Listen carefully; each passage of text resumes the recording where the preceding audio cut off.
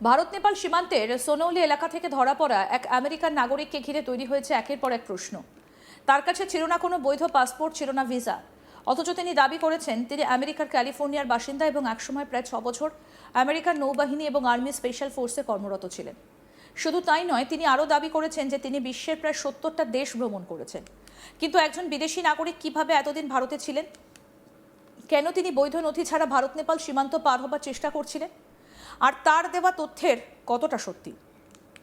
এই সমস্ত প্রশ্নের উত্তর খুঁজতেই এখন তৎপর ভারতের কেন্দ্রীয় গোয়েন্দা সংস্থা এবং উত্তরপ্রদেশ পুলিশের অ্যান্টি টেররিস্ট স্কোয়াড বা এটিএস। ঘটনাটা ঘটেছে উত্তরপ্রদেশের মহারাজগঞ্জ জেলার ভারত নেপাল সীমান্তবর্তী সোনৌলি এলাকায়। গত 11 জুলাই নিয়মিত টহল দিচ্ছিল সশস্ত্র সীমাবল বা এসএসবি। সীমান্ত পিলার নম্বর 516 এর কাছাকাছি একটা অননুমোদিত পায়ে হাঁটা রাস্তা দিয়ে এক বিদেশিকে নেপালের দিকে এগোতে দেখে সন্দেহ হয় জওয়ানদের। তাকে থামতে বলা হলে তিনি আচমকা দৌড়ে পালানোর চেষ্টা করেন। তবে এসএসবির জওয়ান এবং স্থানীয় গ্রামবাসীদের তৎপরতায় অল্প সময়ের মধ্যেই তাকে আটক করা হয়। তল্লাশিতে ওই ব্যক্তির কাছ থেকে উদ্ধার হয় প্রায় 31,460 টাকা নগদে, 2টো মোবাইল ফোন। কিন্তু সবথেকে গুরুত্বপূর্ণ বিষয় ছিল তার কাছে কোনো বৈধ পাসপোর্ট, ভিসা কিংবা পরিচয়পত্র পাওয়া যায়নি। ফলে সঙ্গে সঙ্গেই তাকে আটক করে জিজ্ঞাসাবাদ শুরু হয়। ধৃত ব্যক্তি নিজের নাম জানান জর্ডন ব্রাউন, বয়স 36। তিনি দাবি করেন তিনি আমেরিকার ক্যালিফোর্নিয়ার বাসিন্দা এবং ইউনিভার্সিটি অব ক্যালিফোর্নিয়ার প্রাক্তন ছাত্র। জিজ্ঞাসাবাদে তিনি আরও বলেন তিনি প্রায় 6 বছর মার্কিন নৌবাহিনী এবং আর্মি স্পেশাল ফোর্সে কাজ করেছেন এবং প্রায় 2 বছর আগে অবসর নিয়েছেন। তবে এই দাবির কোনো সরকারি প্রমাণ তিনি দেখাতে পারেননি। তাই ভারতীয় তদন্তকারী সংস্থাগুলো তার বক্তব্যের সত্যতা যাচাই করতে আমেরিকান দূতাবাসের সঙ্গে যোগাযোগের প্রক্রিয়া শুরু করে। জর্ডন ব্রাউন আরও দাবি করেছেন যে তিনি একজন বিশ্ব ভ্রমণকারী। তার কথায় তিনি ইতিমধ্যেই বিশ্বের প্রায় 70টা দেশ ঘুরে রেখেছেন। ইতালিতে ভ্রমণের সময় ভারতের উত্তরাঞ্চলের এক মহিলা যোগব্যায়াম প্রশিক্ষকের সঙ্গে তার পরিচয় হয়।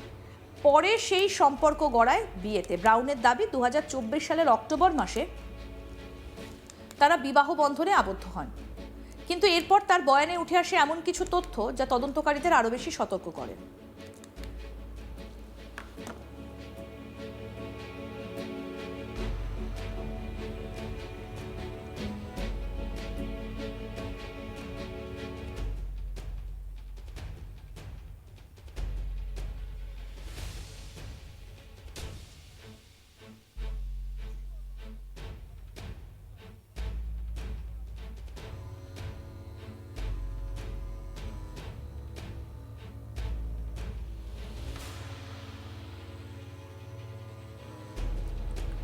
ব্রাউনের দাবি তিনি প্রথমে বৈধ ট্যুরিস্ট ভিসা নিয়ে থাইল্যান্ডে যান। সেখানে নাকি তার আমেরিকান পাসপোর্ট হারিয়ে যায়। সাধারণ নিয়ম অনুযায়ী কোনো বিদেশি নাগরিকের পাসপোর্ট হারিয়ে গেলে তিনি নিজের দেশের দূতাবাস বা কনসুলেটরের সঙ্গে যোগাযোগ করে নতুন ট্রাভেল ডকুমেন্ট সংগ্রহ করেন। কিন্তু ব্রাউন সেই পথ অনুসরণ করেননি বলে দাবি তদন্তকারীদের। তার পরিবর্তে তিনি নাকি সমুদ্রপথে শ্রীলঙ্কায় পৌঁছে যান। সেখান থেকে আবার জলপথ ব্যবহার করে 2রা নভেম্বর 2025-এ ভারতের মূল ভূখণ্ডে প্রবেশ করেন। তার দাবি অনুযায়ী সেই সময়ও তার কাছে কোনো বৈধ পাসপোর্ট ছিল না।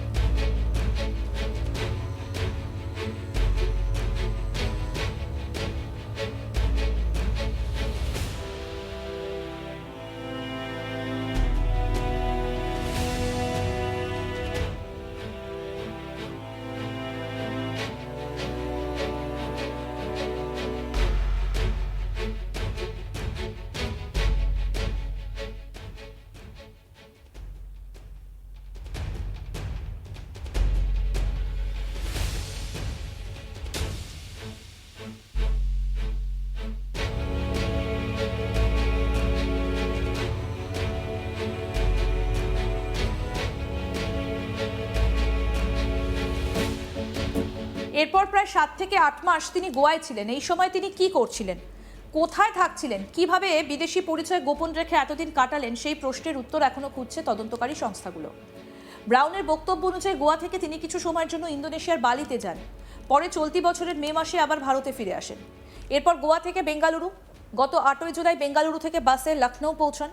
তারপর গোরখপুর হয়ে একটা ভাড়া করা ট্যাক্সিতে সোনৌলি সীমান্তে আসেন। তার উদ্দেশ্য ছিল নেপালে প্রবেশ করা। তদন্তকারীরা যখন জানতে চান পাসপোর্ট ছাড়া তিনি কিভাবে নেপালে প্রবেশ করতে চেয়েছিলেন, তখন ব্রাউন দাবি করেন যে বেঙ্গালুরুতে তার এক পরিচিত ব্যক্তির কাছে তার পাসপোর্ট আছে, কিন্তু সেই ব্যক্তির নাম, ঠিকানা, ফোন নম্বর বা অন্য কোনো যাচাইযোগ্য তথ্য তিনি দিতে পারেননি। ফলে তার এই দাবি নিয়েও কিন্তু প্রশ্ন ওঠে। এই ঘটনার পর ভারতের একাধিক তদন্তকারী সংস্থা তদন্ত শুরু করে। উত্তরপ্রদেশ পুলিশের এটিএস এবং জর্ডন ব্রাউনকে জিজ্ঞাসাবাদ করছে। তদন্তকারীরা তার দেওয়া প্রতিটা তথ্য খতিয়ে দেখছেন। তিনি সত্যিই আমেরিকান সামরিক বাহিনীতে কর্মরত ছিলেন কিনা, তিনি আদৌ 70টা দেশ ভ্রমণ করেছেন কিনা, তার ভারত সফরের প্রকৃত উদ্দেশ্য কী ছিল এবং তিনি গত কয়েক মাসে কার কার সংস্পর্শে এসেছিলেন, এসব বিষয় বিস্তারিতভাবেই যাচাই করা হচ্ছে। তবে গুরুত্বপূর্ণ বিষয় হলো, তদন্তের প্রাথমিক পর্যায়ে এখনো পর্যন্ত তার সঙ্গে কোনো দেশবিরোধী সংগঠন, জিহাদি গোষ্ঠী বা জিহাদি সংগঠনের প্রত্যক্ষ যোগসূত্র পাওয়া যায়নি। তাই তদন্ত শেষ হবার আগে তার উদ্দেশ্য সম্পর্কে কোনো চূড়ান্ত সিদ্ধান্তে পৌঁছানো সম্ভব নয়। এসএসবি প্রথমে জর্ডন ব্রাউনকে আটক করে, পরে প্রাথমিক জিজ্ঞাসাবাদের পর তাকে সোনৌলি কোতোয়ালি পুলিশের হাতে তুলে দেওয়া হয়। মহারাজগঞ্জের অতিরিক্ত পুলিশ সুপার জানিয়েছেন, তার বিরুদ্ধে ভারতীয় আইনের সংশ্লিষ্ট ধারার পাশাপাশি ইমিগ্রেশন অ্যান্ড ফরেনার্স অ্যাক্টের ধারা 22, ধারা 21 এবং 23 অনুযায়ী অবৈধ অনুপ্রবেশের অভিযোগে মামলা দায়ের করা হয়েছে। বর্তমানে তাকে বিচার বিভাগীয় হেফাজতে রাখা হয়েছে এবং আইনি প্রক্রিয়া চলছে। তবে এই ঘটনা শুধু সীমান্ত নিরাপত্তা নয়, আন্তর্জাতিক ভ্রমণ সংক্রান্ত একাধিক গুরুত্বপূর্ণ প্রশ্ন সামনে নিয়ে এসেছে। যদি সত্যি একজন বিদেশি নাগরিক বৈধ পাসপোর্ট ছাড়া বিভিন্ন দেশে যাতায়াত করে থাকেন, তাহলে তিনি কিভাবে সীমান্ত অতিক্রম করলেন? কোথাও কি নিরাপত্তার ভাগ ছিল, নাকি তার বয়ানের কোনো অংশ অসত্য? এই সমস্ত প্রশ্নের উত্তরই এখন তদন্তের মাধ্যমে খোঁজা হচ্ছে। এদিকে আমেরিকান দূতাবাসের সঙ্গে যোগাযোগ করে ব্রাউনের নাগরিকত্ব, তার সামরিক পরিষেবার দাবি এবং তার পরিচয় যাচাইয়ের উদ্যোগ নেওয়া হয়েছে। যদি তার দাবি সত্য হয়, তাহলে কেন তিনি নিয়ম মেনে নতুন ভ্রমণ নথি সংগ্রহ করলেন না, সেটাও তদন্তের একটা গুরুত্বপূর্ণ বিষয়। আর যদি তার দাবি মিথ্যে প্রমাণিত হয়, তাহলে কেন তিনি এমন পরিচয় ব্যবহার করছিলেন, সেটাও তদন্তে উঠে আসবে। তদন্তকারীরা তার মোবাইল ফোন দুটোও খতিয়ে দেখছেন। সেখানে থাকা call record, message, location history, email, সামাজিক যোগাযোগ মাধ্যমের তথ্য এবং অন্যান্য ডিজিটাল ডেটা পরীক্ষা করা হচ্ছে। এর মাধ্যমে বোঝার চেষ্টা করা হচ্ছে গত কয়েক মাসে তিনি কার সঙ্গে যোগাযোগ রেখেছিলেন এবং তার ভ্রমণের প্রকৃত উদ্দেশ্য কী ছিল। বর্তমানে এই ঘটনাকে ঘিরে যত আলোচনা হচ্ছে, তার অনেকটাই বিভিন্ন দাবি, প্রাথমিক তথ্যের ভিত্তিতে। তদন্ত শেষ না হওয়া পর্যন্ত সিদ্ধান্তে পৌঁছানো ঠিক হবে না, কারণ জর্ডন ব্রাউন নিজেকে আমেরিকান নৌবাহিনী এবং স্পেশাল ফোর্সের প্রাক্তন সদস্য বলে দাবি করলেও সেই দাবি এখনও সরকারিভাবে নিশ্চিত হয়নি। একইভাবে তার বিরুদ্ধে অবৈধ অনুপ্রবেশের অভিযোগে মামলা হয়েছে ঠিকই, কিন্তু তার অন্য কোনো উদ্দেশ্য ছিল কিনা সেটা এখনও তদন্তাধীন।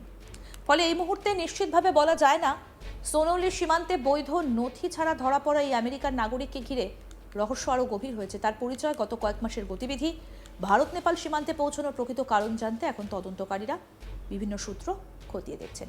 আরও আপডেট পেতে দেখতে থাকুন আজ তাক বাংলা, সাবস্ক্রাইব করুন।